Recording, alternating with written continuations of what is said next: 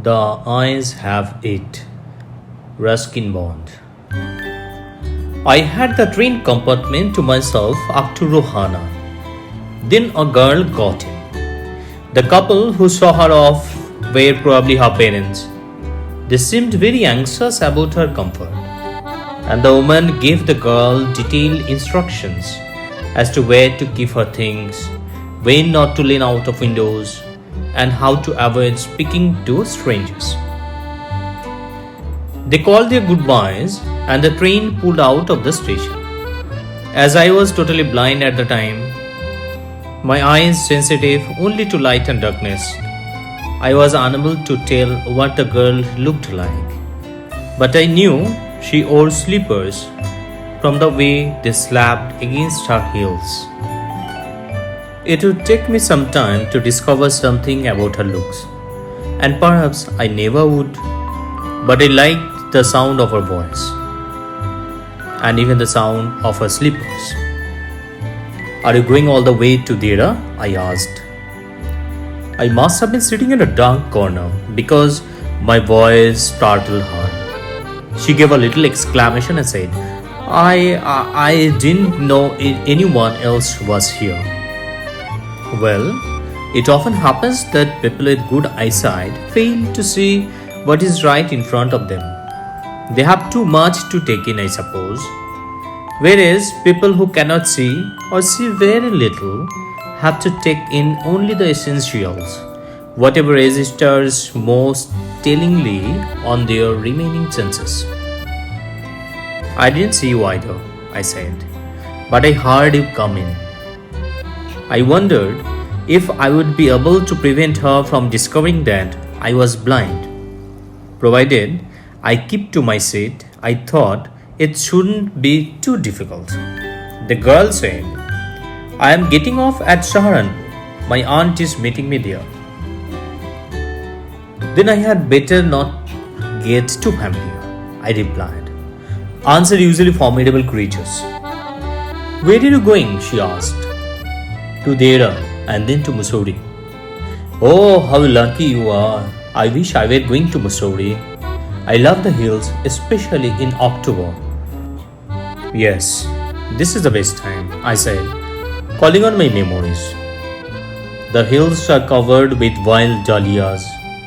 The sun is delicious, and at night you can sit in front of a log fire and drink a little brandy. Most of the tourists have gone, and the roads are quiet and almost deserted. Yes, October is the best time. She was silent. I wondered if my words had touched her, or whether she thought me a romantic fool. Then I made a mistake. What is it like outside? I asked. She seemed to find nothing strange in the question. Had she noticed already that I could not see? But her next question removed my doubts. Why don't you look out of the window? She asked. I moved easily along the berth and felt for the window ledge.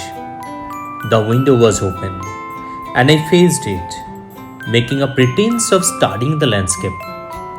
I heard the panting of the engine, the rumble of the wheels, and in my mind's eye, I could see telegraph posts flashing by. Have you noticed? I ventured. That the trees seem to be moving while we seem to be standing still?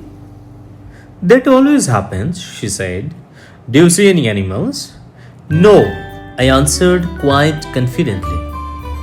I knew that there were hardly any animals left in the forests near Dera. I turned from the window and faced the girl, and for a while we sat in silence. You have an interesting face, I remarked. I was becoming quite daring, but it was a safe remark. Few girls can resist flattery. She laughed pleasantly, a clear, ringing laugh. It's nice to be told I have an interesting face. I am tired of people telling me I have a pretty face. Oh, so you do have a pretty face, thought I. And aloud I said, well, an interesting face can also be pretty. You are a very gallant young man, she said. But why are you so serious? I thought then I would try to laugh for her. But the thought of laughter only made me feel troubled and lonely. We will soon be at your station, I said. Thank goodness it's a short journey.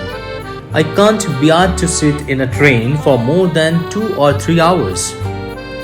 Yet I was prepared to sit there for almost any length of time, just to listen to her talking. Her voice had the sparkle of a mountain stream. As soon as she left the train, she would forget our brief encounter, but it would stay with me for the rest of the journey and for some time after.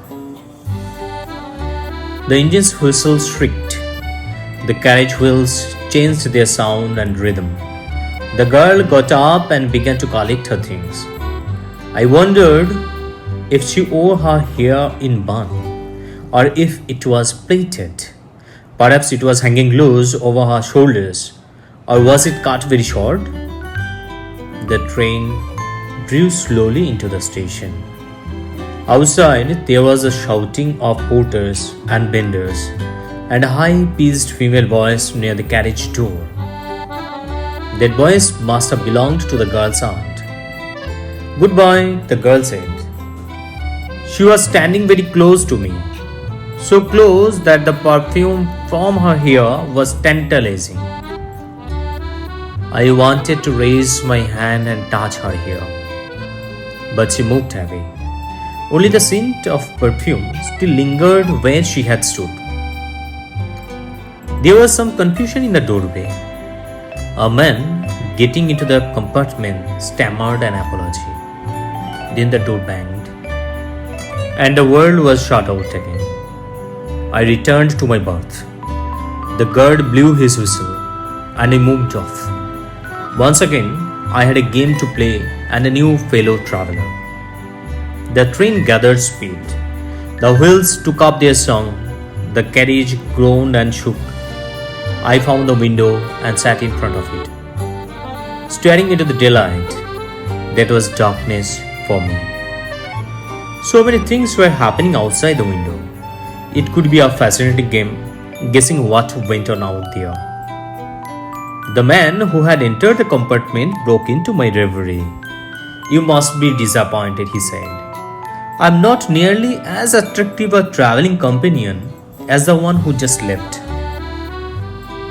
She was an interesting girl, I said. Can you tell me, did she keep her hair long or short? I don't remember, he said, sounding puzzled. It was her eyes I noticed, not her hair. She had beautiful eyes, but they were of no use to her. She was completely blind. Didn't you notice?